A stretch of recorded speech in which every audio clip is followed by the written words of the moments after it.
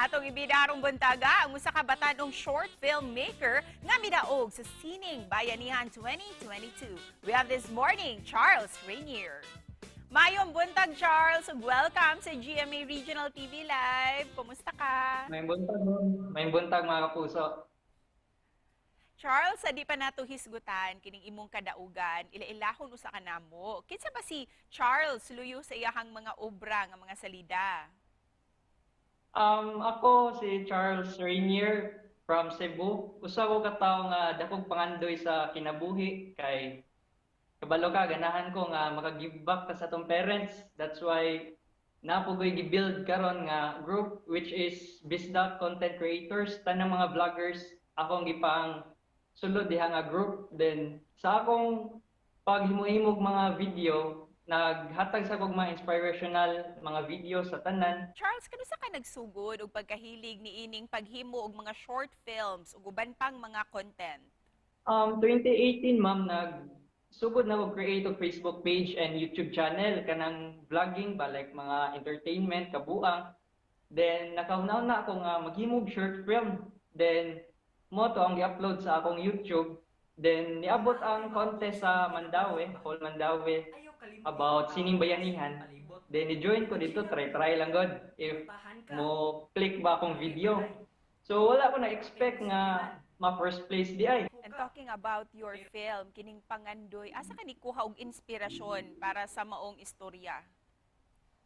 Ang nikuha ko inspirasyon para sa akong pamilya kay ganahan ko nga makatabang nila kay ang life dili ra ba nato matag-an ano sa atak utob ani kalibutan na manang dapat jud nga maka-give back dito sa tong parents mintas napa sila.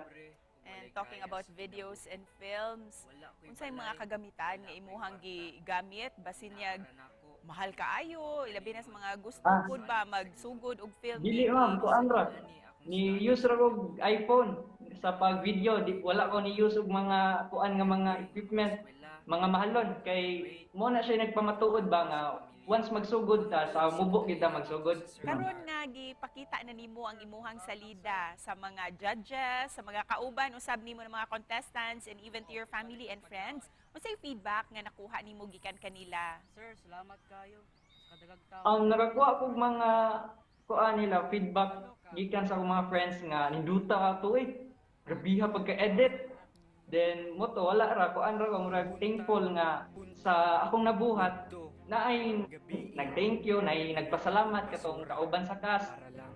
And mo to kay dili man siya ingon nga kuan gyud kanang daghan nakakita pero at least naatay na katagan og inspiration kay ang pinaka the best jud akong kuan nga feedback katong niingon nga padayon bro kay daghan kay kag matabangan ana nga video.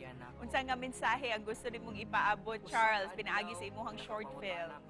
If na sila'y pangandoy sa ilang kinabuhi, ganahan ko nga sugdan na ninyo dili kay magpaabot mo perfect timing kay ang perfect timing is karon na sa pagbuhat na gyud nato dili kay ingon nga ay pohon na lang magingana ko pohon maghimo og video pohon mao na.